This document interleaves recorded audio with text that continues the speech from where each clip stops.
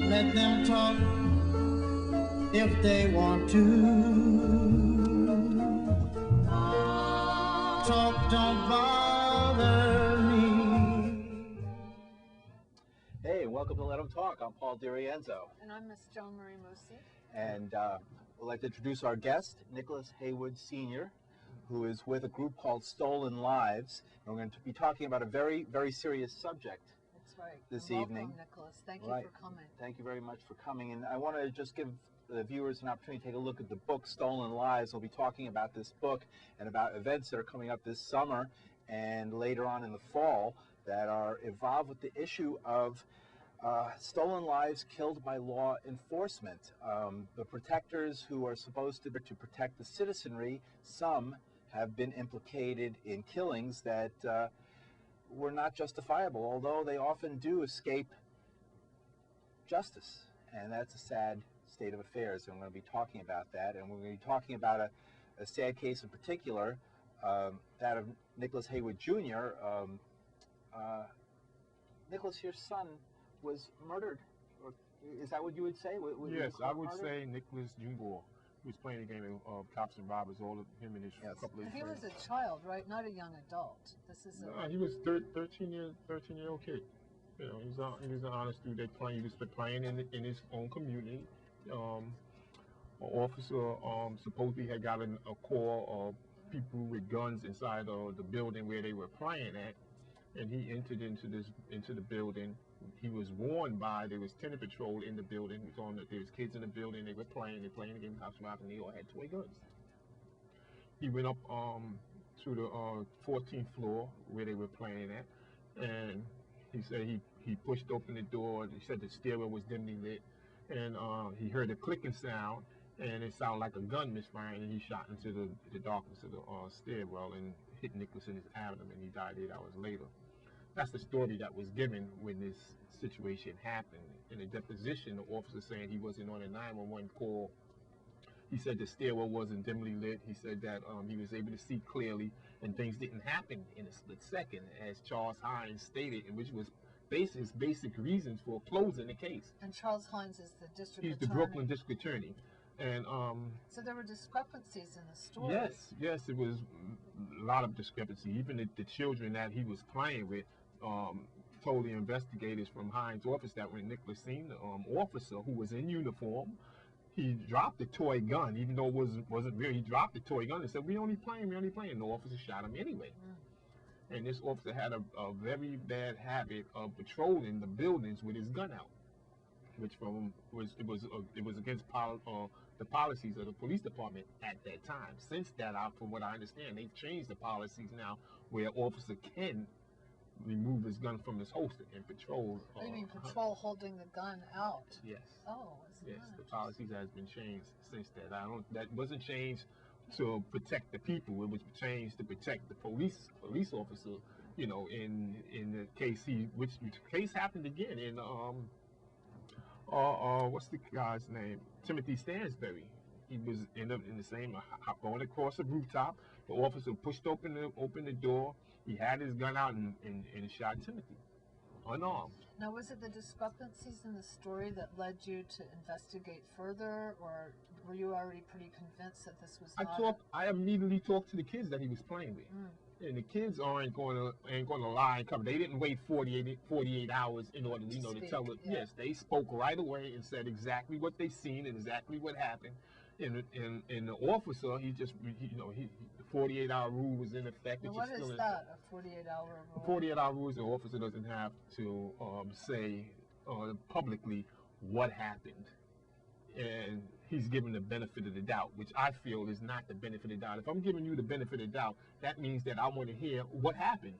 I'm giving you the benefit of the doubt to tell the public what happened. I'm giving you get the first shot at speaking on what happened. So you think it's wrong to make them wait 48 hours? Completely wrong. The 48-hour rule, giving the officer the benefit of the doubt, is completely wrong. It doesn't work. It just gives them enough time to get a story together other than the truth as to what happened, and to cover up what actually happened. Now, when did this happen with your son? This happened 12 years ago, September 27th, 1994. This happened, and So you've I've gone been almost as crusading. long without him as you had him. Excuse me? You've gone almost as long without your son as you've had him now. Yes, yes. It's been very difficult. Basically surviving without him. Really, he was a good, loving kid. He was an honor student. He had big dreams. A lot of hopes in life. And he was on his way. He was really, he really wanted to be something in life. And it was real sad at the time. I really believed, prior to this happening, that if someone killed an innocent kid, that person ain't going to get away.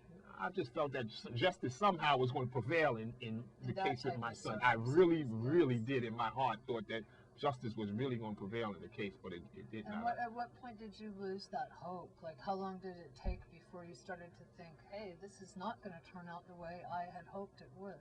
A couple of months. I'd say about 2 months.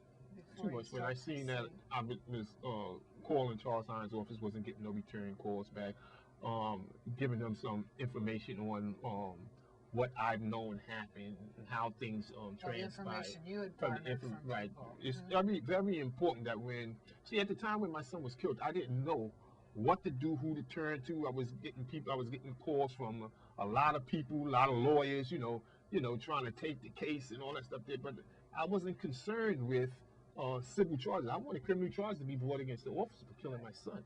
I felt he was wrong. I felt it was criminal neglect homicide. He acted the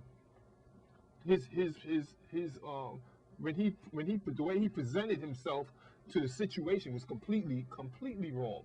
He responded, if he was on a 911 call, like the district attorney said, he responded irrationally by responding to that call alone. He was a rookie. He was only on the force for a little over a year, so he was basically a rookie cop. You don't respond to a call with people with firearms alone. And then if he pushed open the door and he did confront someone with a weapon, you should have at least revealed who you was or said something or whatever. But he didn't. The kid said he didn't say absolutely nothing. He pushed open the door and just shot, just like that did. And Nicholas is telling him that they're only playing, and he shot anyway. So this is Let Them Talk. I'm Paul DeRienzo. And I'm Miss Joan Moossy, and we're going to take your calls. Yes, you can see the number is up on the screen. It's 212-757-1538. We have a call, and we'll give it a shot. Okay, great. You're on. Hello? You're on Let Them Talk. Hello, hello. Hello? Hello? Maybe try the other one. Yes. Hi, you're on. Hello? Let's see what we got here. Let's turn things up. Maybe it's not high enough. Hi, you're on. Nothing. No, sorry. You're on the air. You're on the air? Hello? No, Guess not. Nothing. Well, we'll give it a shot. Again, our number is 212-757-1538. This is Let Them Talk. Our guest is Nicholas Heyward Sr. And the reason we're covering this issue today is because of an event that's coming up on the 22nd of July, and that's the Stolen Lives Induction Ceremony. This is a book, I'm told it's in its third printing right now? Yes, it's in its third printing. It's called Stolen Lives Killed by Law Enforcement. This book documents over 2,000 cases of innocent people killed by law enforcement just in the 90s alone, 90 to the 2000. And not the whole United States, but the whole United the States. whole United from States. the US. Okay, this is The all over. whole United States. Now we're having the induction ceremony Mhm. on the 22nd of July. I see. Let me give the people the Sure, correct it is. address. Yes. The address is 521 West 26th Street between Broadway and Amsterdam at St. Mary's Episcopal Church. And it's going to be held at 2:30 p.m. And what we do is that the recent victims that were killed by law enforcement are going to be inducted into this book. And I see you have a list here of names and pictures. Yes. And it's interesting what it says here. Since the last Stolen Lives induction ceremony in June 2004, police in New York and New Jersey have killed at least 69 more. Exactly. So in the last 2 years, there's been 69 more cases and you look at the pictures, it's different. When you look at the news, they always have something to sort of try and justify the shooting. Somehow the person was high, or he was hanging out in the wrong place, or he had this, or he had that. But then when you look at the actual photographs and see wonderful young people, smiling people who look like they have a future and hope, people of all, I mean, you know, African American people, Latino people, people of white background, European heritage, it's all, you know, these are all, it doesn't fit the stereotype. Nicholas, what what you're do you told. think it does for the families to have an organization like Stolen Lives and to produce a book like this? What do you think that does for people who are Well, in grief and I've experienced, you know, I've talked with a lot of the parents, and when their loved one is killed, like I said, just like with me, I'm able to identify with what the parent is going through, and it's important that, you know, we as parents who have been through this, you know, connect with one another to, you know, to give each other hope and encourage each other, you know, to continue on with the fight for their loved one, because they do not have a voice anymore. They are going, they are not coming back, and it's important for that person, as a parent, to speak out for that, for the loved one that they have that they have lost. And We have I think we might have someone. Are you on, caller? Hello? hello? Hello? Caller, are you on?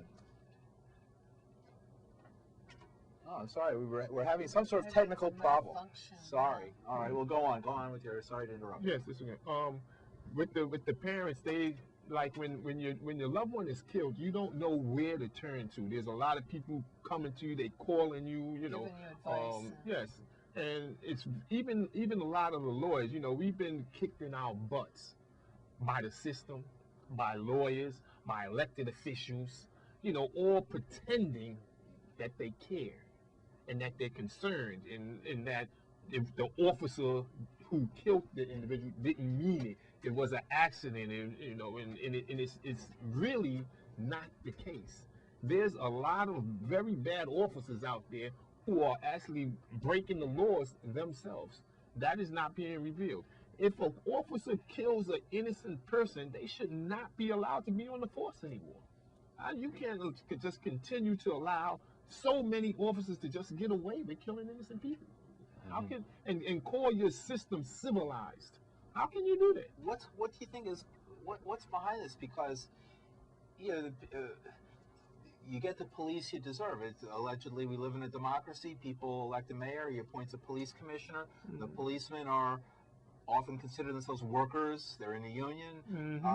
They say they sacrifice lives in the World Trade Center, that their job is difficult and sometimes mistakes are made. And this is the type of excuse you often find, you often hear. What do you say to folks? And I was hoping we'd get a caller and someone might even defend the police position. What do you say to folks who say things like that? Okay, I understand. Police is what the police they say a police supposed to be protecting people, but I really don't believe that all police are out here to serve and protect the citizens of New York or any other state.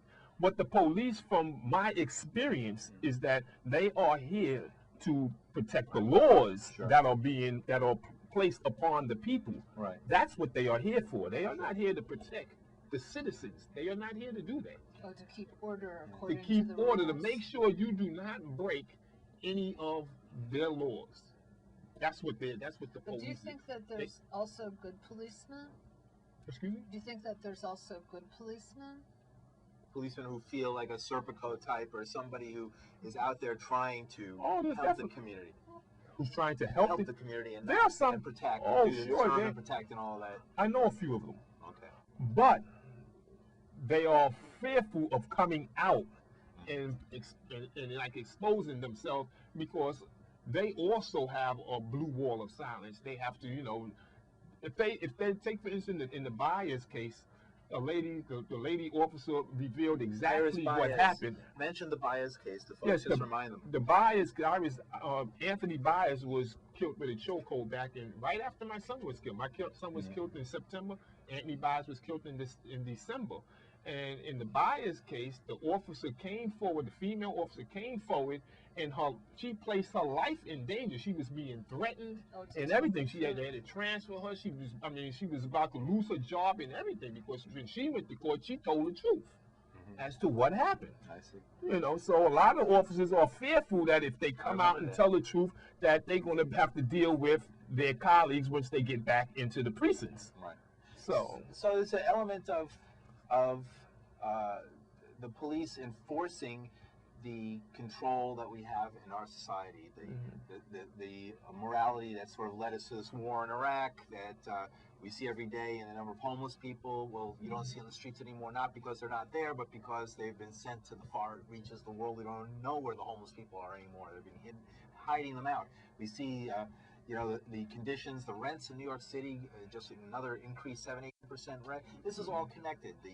The suffering that working people and poor people have in a city like New York, which is so cold and unfeeling to the needs of people, and it basically says, you know, you're on your own, baby, and you know, the police are sort of enforcing that. Right, exactly. That's what the police's job is basically. How do we change that? What's the ultimate goal of your movement?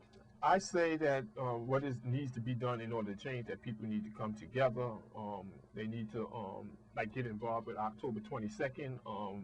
We always about October 22nd. October 22nd Coalition Against Police Brutality, Repression, and the Criminalization of a Generation is an organization that has been in existence since 1996. I'm going to give it another shot. Hi, you're on the radio. I mean, you're on television. Sorry, you're a caller. You're on. This is your shot. Hi, you there? Oh, sorry about that. Are you there? Hello? We're having some kind of Yeah, there's some sort of technical problem. I'm sorry to hear that. Let's try now. Hi, you're on? Hi, you there? Wait. Maybe we're there now. Hold on. Hi, you're on. Hello. Hi. Oh, great. Hi. Great. How you doing? We got you. Go ahead. Yeah, can you hear me? Yes, we can hear you. We'll help. Thank you. Sorry that it was loud there. Go ahead. I was just I have a brother who was killed in 1987, and he was thrown off the roof by police officers. What year was this again? Closed. There was 87. a lot of things that was I was young then, but getting into saying what I was thinking about while I was listening was I think since 1995 to now, which is approximately about 11 years, you see more black officers coming in to the police forces. I think in the early 80s up into the early 90s, their police forces, especially in predominant black neighborhoods and project areas throughout Queens and Brooklyn, was all patrolled by white officers. And so this day, I still notice that in those neighborhoods is there's very few black officers in project areas. They're patrolled by white officers who come around, and just out of the blue, you might just get some who just stop guys who are not committing any crime, not doing anything harassing. It is a form of harassment, and sometimes they become physical, Would that beating help? guys up, you know. Caller, are you there? Hold on a And second. Caller? I guess the community just doesn't really stick together. I wanted, Caller? You there? Can you hear me? I could barely hear you. I'm sorry. I'll try and talk up. Would that help with having more African American, more people from the community as police officers patrolling projects, patrolling neighborhoods of the city? Would that? Do you think that would help? Would that make a better? Would that help the situation? Are you asking the caller? Yes, I'm asking you. I'm asking. No, I don't believe that would make it better. That's because that's what's happening right now. Since 9/11, that's what they've been putting more officers out into the streets since 9/11. And the only thing that we have been getting is more innocent people being killed. So having black cops in black neighborhoods, Latino cops in Latino neighborhoods, that wouldn't help the situation. No, I don't. Have more communication with the community. How about sensitivity training? No, I don't believe that that's going to happen. I don't think they want that. That's not what this system wants. That's interesting. Thank you very much. They don't want that. So that's not going to happen. Okay, we're still taking calls. You're on. We fixed our technical problem. You're on right now with Nicholas Heyward. Yes, hello? Yes, go ahead. Yes, I was trying to get through. Welcome to Let Them Talk. Sorry, we've got it working. yeah, to the guests and everything. But I remember Mr. DeRienzo used to be on BAI. It's my first time seeing you. It's good to see you back on the air again. I'm just curious, what's going on with Yatrice Lead? What's she doing? That's off topic. Do you have a question on this topic?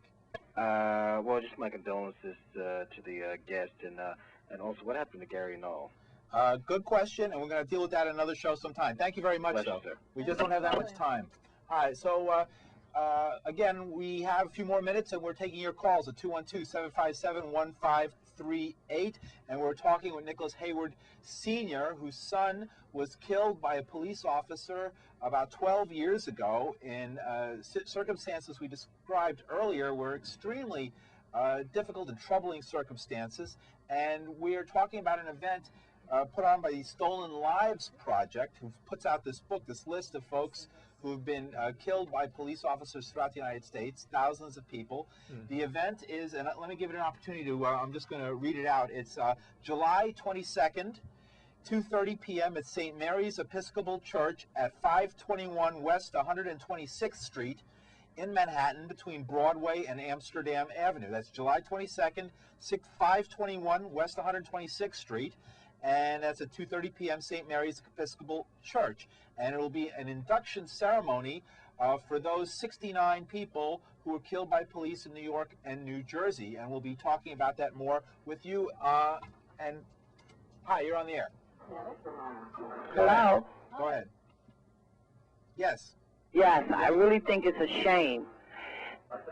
Go ahead. Your question. And too bad it can't be on regular TV so everyone can see. Well, thank you. Do you have a question? Yes, what time will it be on? 2:30. It starts at 2:30 p.m. On July 22nd. At St. Mary's Episcopal Church, 521 West 26th Street between Broadway and Amsterdam. West 126th. West 126th Street. Right. And this show is on every Tuesday at 8 p.m. This show is on every Tuesday at 8 p.m. Thanks for calling. Okay, thank you. By the way, I just want to take 30 seconds to say this photograph behind us, if anybody wonders what it is, I happened to be on a tour boat going to Liberty Island as part of my job, and I looked up and saw this police helicopter coming in at 100 miles an hour, and I snapped this picture as at the last minute it made a hook turn and then began to buzz the boat. It frightened me and frightened folks on the boat until we found out it was a relative of somebody who was on the boat. But it's a great picture, I think, and that's what the picture is. It's not particularly, yeah, it's an NYPD helicopter doing its thing. So anyway, you're on the air. Oh, how are you doing? Hello. How are you? Yeah, I want to ask you a question. On the brother was talking about, I want to talk actually about police brutality. Actually. Great. Basically, it is a problem. Actually, you know what I'm saying. Even after 9/11, you're starting to see a lot of fascism. Basically, it's going to be an extraordinary issue. You know what I'm saying? Not just basically in the urban cities. And I think there's a conspiracy also on top of that to incarcerate more minorities and more Latinos in the prison system, because there is I think there has to be a quota. You know what I'm saying? Through the criminal justice system, and also there's also something called the prison industrial complex also. And people don't realize that there's also a major conspiracy to basically lock more minorities and more black and Latino men behind bars to make the white establishment more safer and to protect the aristocrats and the elitists in the urban cities. Do you have a question for our guest? Well, basically, I just want to ask the brother a question. Do you know what's the solution? I'm saying, do you think there's a bigger solution? Because, I live in the ghettos, I live in the urban cities, I'm saying, and I live in the South Bronx, and I see this all the time. I'm saying, the solution is, I think basically, segregation is better off. Let's give him a chance to answer it. Thank you very much, Paul. We don't have much time. Thank you. He was asking about what is the solution? What can we do to prevent these things from happening? How can we create a situation where this is not a problem? Well, it's important that we, come together and address this issue. A lot of people just don't want to address the issue on police brutality because right now there's the system has a lot of us believing that we need the police to protect us. But that was never the police's job in the beginning. Their Do you job. think that a lot of people are just unaware? Yes, a lot of people are unaware as to what the police department is all about. I mean, a lot of them, and I have family in the police department. And I mean, they just are not aware of what this. I mean, they advertise it as being New York's finest. They have all these medical. They have medical. Like you said, they have they're part of a union. You know, and they making good money, good salaries. You know, and a lot of them own homes and all. But that's not the case with the police department. You don't join. You shouldn't even join a department that you're not even fully aware or don't have a good understanding on what you're really getting yourself into. You know, we're going to take another call. Thank you very much. We're going to take another call. I thought we were. Well, anyway, oh, there they are. Yeah. All right, you're on. Hello. Yes, I want to ask the guest, what happened to the police officer that killed your son? How was that adjudicated? Was he off? What was the charge, and how did he get off? What happened with the case with that?